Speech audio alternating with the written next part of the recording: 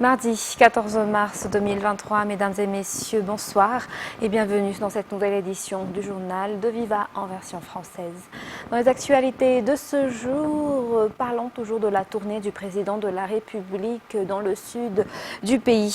Les présents venant de l'ONG Chrétien Samaritan Spurs et de l'ONG Tetkas Ankis Christmas ou TAC sont arrivés à Tuliar et ont été distribués hier. Le président de la République, Ange Radzuel, et son épouse, Mel Radzuel, ont donné la main dans la distribution de ces présents dans le stade Maître Kir d'Indaboul. Ces présents qui viennent des enfants américains. Reportage de Mervolat Sferen et Andoura Zajaipe.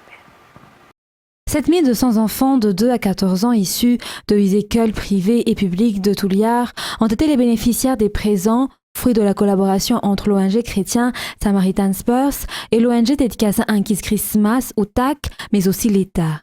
Les shoesbox, des boîtes de chaussures contenant divers présents comme des jouets, des bonbons, des fournitures scolaires, mais aussi des habits ou une somme d'argent jusqu'à 100 000 arrières ont été remises à chaque enfant. L'ONG TAC travaille avec des églises et des différentes associations dans toute la grande île. Le Samaritan Spurs se charge de la distribution des cadeaux et aide également dans l'appui des victimes des catastrophes naturelles. Le TAC existe depuis 1993 et en 20 ans, 4 millions d'enfants ont pu déjà bénéficier des aides. Pour cette année, 380 000 enfants ont reçu des shoesbox dans les 23 régions de Madagascar. Assurer la continuité des travaux déjà effectués, mais aussi atteindre les objectifs de développement fixés par le président de la République, surtout au niveau de la politique. Ce sont entre autres ceux qui ont été annoncés par la nouvelle directrice de cabinet de la présidence de la République durant la passation de fonctions entre cette nouvelle directrice de cabinet, Romy Ndianarsou, et la directrice de cabinet sortante, Bomiaftir Arnerin Vainal, aujourd'hui au Palais d'État d'Ambudreuch. Cette dernière, qui n'ira pas loin, mais a été affectée en tant que conseillère spéciale du président de la République en charge de l'économie et de la relation avec le secteur privé. Un poste qui, selon elle, consiste plus dans l'élaboration des stratégies qu'en travaux sur les terrains. L'enquête sur le naufrage d'un bateau à Nosfal est ouverte à Mbilbé. Le réseau de trafic d'êtres humains dans la partie nord de l'île doit être éradiqué, a déclaré le Premier ministre et chef du gouvernement. Le gouvernement sera également strict concernant cette affaire de trafic d'êtres humains, a-t-il annoncé. Reportage de Sa Sylvain et Secharan Genassi.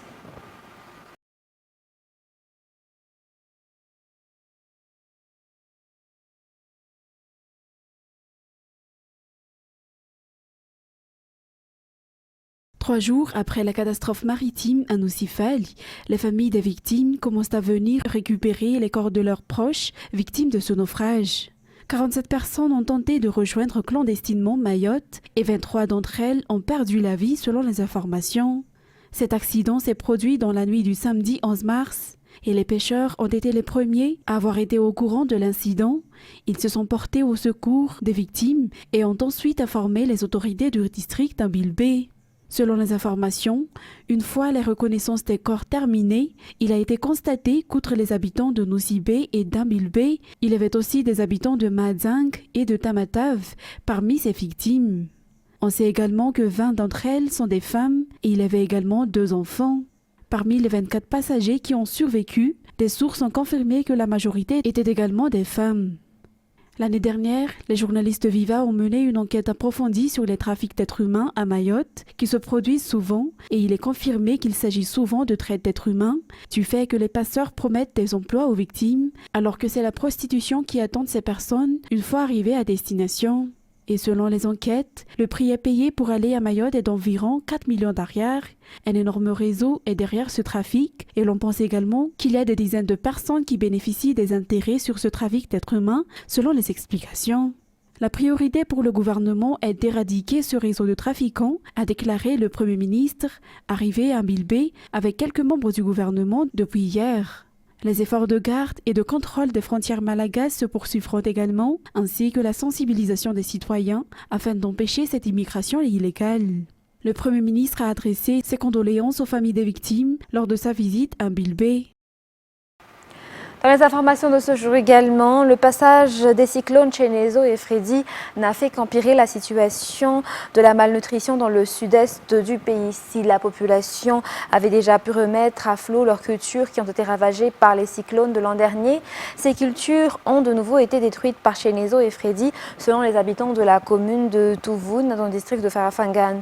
Nous sommes saccagés, affirme-t-il. L'État ne les a pas oubliés en poursuivant les actions sociales afin de prendre en charge au plus vite les plus vulnérables, soit 820 foyers qui ont bénéficié d'aide et de vivres hier dans cette commune. Le point avec Anienne Martina Nzaranjansu. Le district de Farafengan, dans la région Antsimontsnanan, n'est pas épargné par la malnutrition. Ce district est parmi les districts qui vivent dans une situation précaire, selon l'enquête sortie par l'IPC en octobre 2022. Parmi les causes de cette malnutrition dans ce district figurent les catastrophes naturelles. Si ce district s'est déjà redressé petit à petit des séquelles laissées par les cyclones Batsirai et Amnati, ils sont de nouveau saccagés, selon les habitants de la commune de Touvoun, du fait du passage des cyclones Chenezo et Freddy. 826 familles vulnérables, des enfants de moins de 5 ans et des femmes enceintes malnutries, mais aussi des femmes allaitantes ont bénéficié de rations de protection dans la commune de Touvoun. Cela entre dans le cadre des actions sociales de l'État pour appuyer la population vulnérable, pour sauver des vies et pour lutter contre la malnutrition. La distribution d'aide de l'État aux familles vulnérables se poursuit dans la région Antsimontsnanan selon les explications. Revenons un peu dans les actualités politiques. La Commission électorale nationale indépendante, ou CENI, procédera à la consultation des forces vives du pays le 24 mars prochain à Antananarivo concernant les échéances électorales. Il s'agit d'une étape pour avoir une élection qui se déroule dans un climat apaisé avant, pendant et après. Cette étape est aussi importante afin de mettre en place dans la transparence l'introduction des électeurs dans un logiciel avec des différents techniciens des partis politiques et ceux issus de l'Organisation internationale de la francophonie, CNRAN-Irlande. La consultation des forces vives du pays se tiendra dans la capitale le 24 mars prochain à l'initiative de la Commission électorale nationale indépendante, ou CENI, dans le cadre de la préparation de l'élection présidentielle pour cette année. La CENI procédera également au contrôle du fonctionnement des logiciels utilisés par la CENI dans le recensement des électeurs, par les divers techniciens dépêchés par les partis politiques et l'OIF ou l'Organisation internationale de la francophonie. Le but est de mettre en place la transparence, mais aussi dans un climat apaisé, la préparation, le déroulement et après les élections. Dans la page économique, le décaissement d'un montant de 32,6 millions de dollars a été approuvé suite à l'achèvement de la troisième revue de l'accord de facilité élargie de crédit au FEC pour Madagascar. Les performances économiques de Madagascar qui ont permis de bénéficier des crédits du FMI sont mitigées selon les explications. Cette année, on s'attend à ce que l'économie de Madagascar se redresse si les efforts des dirigeants dans les affaires financières et les investissements se poursuivent selon les informations dans ce reportage de Secharan Jenas et Anzara Zonarvel. Le conseil d'administration du Fonds monétaire international a approuvé le décaissement de la troisième tranche de la facilité élargie de crédit, ou FEC, d'un montant de 32,6 millions de dollars, ont annoncé le représentant du fonds à Madagascar et la ministre de l'économie et des finances, Rinj Rabarnirinasson, ce 13 mars. Cette troisième tranche est utilisée à titre d'appui budgétaire si les deux premières tranches, déjà approuvées auparavant, successivement d'un montant de 31,9 millions de dollars et de 67,5 millions de dollars, ont permis de couvrir les besoins de financement extérieur et budgétaire de Madagascar. Les performances économiques du pays ont permis de bénéficier des crédits du FMI, selon les explications de Rinj Rabarnirinasson, ministre de l'économie et des finances. En outre, Madagascar est également considéré comme étant un bon élève en matière de gestion de crédit selon les explications de la ministre, car si le quota du pays est limité à 800 millions de dollars par an, actuellement, ce quota n'est pas encore dépassé, ce qui constitue de bons points vis-à-vis du FMI. Par ailleurs, 3 recommandations ont été formulées par le FMI, comme il est d'usage à chaque approbation de décaissement, dans l'augmentation des dépenses et investissements liés aux secteurs sociaux, l'augmentation des appuis aux risques et catastrophes afin de renforcer la capacité de résilience de Madagascar face au choc climatique et l'annulation des aides financières en faveur d'Air Madagascar tant qu'un plan de redressement fiable n'est pas convenable, adopté et mis en œuvre, et enfin, l'élaboration des mécanismes d'ajustement du prix du carburant. Le mandat du représentant résident de l'Union africaine à Madagascar, Awa Ahmed Youssouf, arrive à son terme d'ici peu. Elle a effectué une visite d'adieu au président du Sénat, Herman Razafmaïev, à ce jour au palais de verre d'Anouskil. Les 2 personnalités ont évoqué différents sujets, entre autres sur le processus électoral ainsi que les relations économiques et commerciales au niveau du continent africain dont Madagascar fait partie. Cette ambassadrice de l'Union africaine à Madagascar a la nécessité de renforcer cette relation commerciale au niveau africain et dans la zone de l'océan Indien, garant de l'accroissement du PIB, de la création d'emplois qui propulseront l'économie malagasy. Écoutons-la. Je suis venue dire au revoir au président du Sénat et je suis aussi vraiment venue lui dire merci pour toute la bonne coopération dont l'Union africaine a bénéficié avec le Sénat. Nous voulons vraiment remercier les autorités nationales pour avoir collaboré avec l'Union africaine durant mon mandat. Donc je suis satisfait aussi des efforts qui ont été menés par le président du Sénat, notamment pour bien sûr la décentralisation et surtout tous ces déplacements à l'intérieur du pays pour défendre aussi les intérêts de la population auprès du gouvernement et des institutions nationales. Donc nous avons aussi évoqué le processus électoral. Donc j'ai beaucoup encouragé aussi les autorités nationales à maintenir la stabilité du pays, mieux préparer ce processus électoral qui va avoir lieu très bientôt, donc peut-être au mois de novembre ou décembre. Donc l'Union africaine sera toujours, comme vous le savez, aux côtés du peuple malagasy pour réussir ce processus électoral. Madagascar n'a aucun intérêt à revenir en arrière. Vous aviez très bien organisé les élections de 2018. Donc cette fois-ci, ce sont des acquis démocratiques qui ont déjà eu lieu. Donc il faut garder le cap et organiser ces élections dans la transparence et la sérénité pour que Madagascar puisse décoller encore plus en avant vers le développement. Pour clore les actualités locales, la journée mondiale du nombre pi ou pidé a été célébrée aujourd'hui au lycée Analamains le 14 mars parce que le nombre pi est souvent représenté par 3,14. Cette célébration a pour objectif de sensibiliser les élèves à aimer les matières scientifiques et les mathématiques et à avoir des connaissances approfondies sur le nombre irrationnel et des connaissances approfondies sur le nombre pi. Dans le cadre de cette célébration, 3 conférences ont eu lieu dont les thèmes abordés sont relatifs au nombre pi, un constant, Archimède, l'ignorance mathématique, un désastre pour un pays et sur ce que nous savons de notre univers. Diverses activités sont tenues dans le cadre de ce PD, dans des expositions, les mathématiques malagasy, Skid, Fanourna Catch, les histoires des mathématiques, l'histoire et généralité et utilisation du nombre pi, ainsi que divers jeux en relation avec le nombre pi ou le mot pi.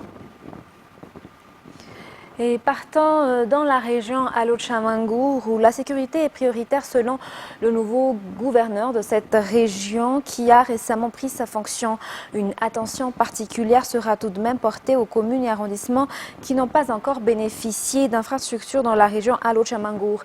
Il est nécessaire aussi de poursuivre les règles régissant l'attribution des marchés publics pour le paiement des entrepreneurs n'ayant réalisé leur travail selon encore ces dit reportage de Tanzanaranji et Fecha Anjetselun.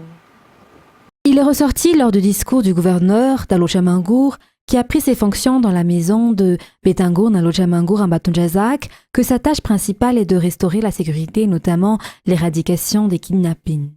Le concept de continuité des affaires doit être établi, notamment en ce qui concerne le paiement des entrepreneurs qui ont reçu des contrats pour la réalisation des projets. La passation de fonctions entre le gouverneur par intérim, le docteur Hanjeatsimani Ridamwel, et le gouverneur de la région Alo-Chamangour, le docteur Guy Famar Sanjatan a eu lieu à la maison Betangurun le 3 mars 2023. Dans les actualités internationales de ce soir, le cyclone Freddy qui a de nouveau touché le Mozambique et le Malawi ces dernières heures a tué plus de 100 personnes dans ces deux pays d'Afrique australe. Le phénomène atypique est en passe d'être considéré comme le cyclone le plus long jamais enregistré. Le point avec France 24. Sous la pluie battante qui n'en finit plus de tomber, ses habitants font ce qu'ils peuvent pour retrouver des survivants. Le cyclone Freddy a ravagé leur ville et provoqué glissements de terrain et inondations. Lignes électriques coupées, routes barrées, habitations envolées. Au Malawi, le cyclone laisse derrière lui des dégâts considérables et de nombreux morts et disparus. Nous recherchons encore des victimes. Je me sers d'outils pour peut-être trouver quelqu'un. Ça a été dur dans la nuit, mais là, depuis qu'il fait jour, je réalise les pertes. Je n'ai jamais vu une chose aussi horrible. Toutes les maisons de mes voisins ont été détruites et mes proches ont disparu. J'essaie d'aider à trouver des gens. Je sais qu'il y a encore des corps ensevelis. Ceux qu'on a trouvés ont été évacués, mais ils avaient tous l'air déjà morts. Les autorités ont déclaré l'état de catastrophe dans le sud du pays et, faute de moyens, en appellent à l'aide internationale.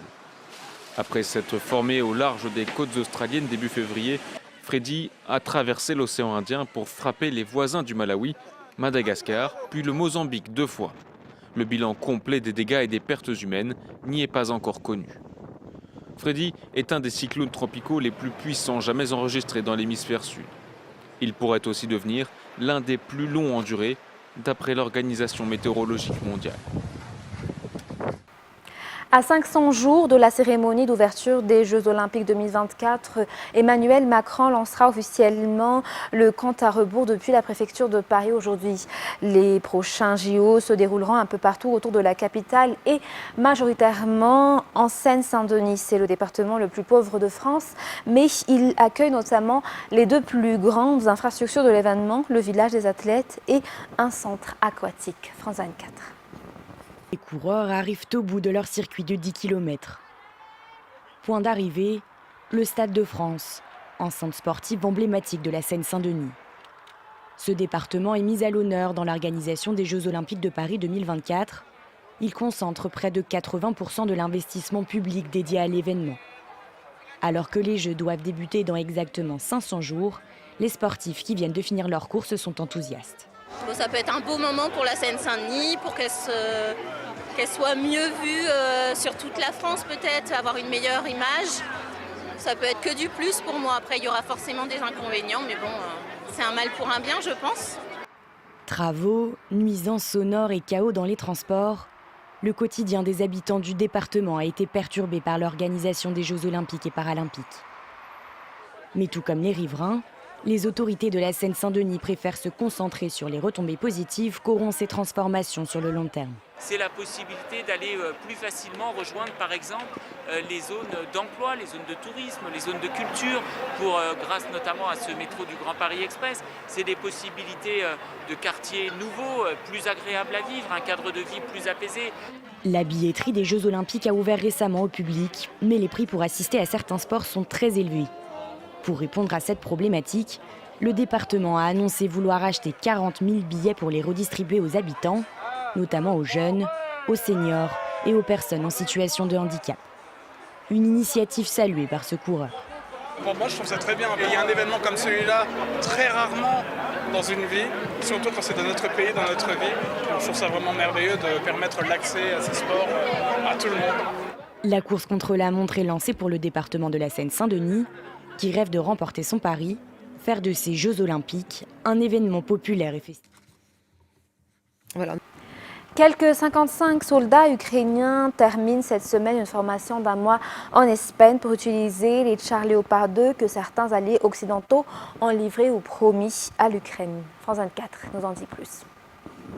12 heures d'entraînement par jour, 6 jours sur 7, sous le soleil ibérique.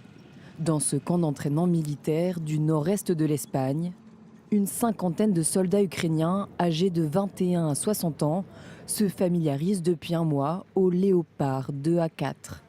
Des chars plus modernes que ceux qu'ils manœuvrent déjà sur le front.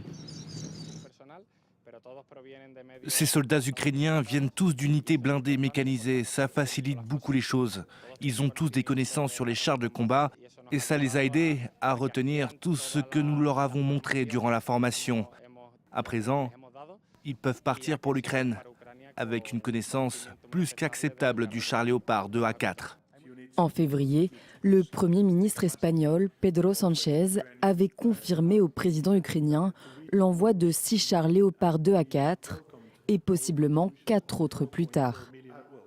Notre objectif est de synchroniser la livraison des Léopards avec l'achèvement de la formation des soldats ukrainiens. La Pologne, l'Allemagne, la Suède ou encore la Finlande ont aussi promis de livrer des chars Léopard à l'Ukraine prochainement. Fin de la formation ce mercredi, après quoi ces soldats ukrainiens retourneront combattre sur le front. Sur ce, mesdames et messieurs, c'est la fin de ce journal. Nous vous remercions de votre fidélité. Très bonne continuation sur Viva. Au revoir.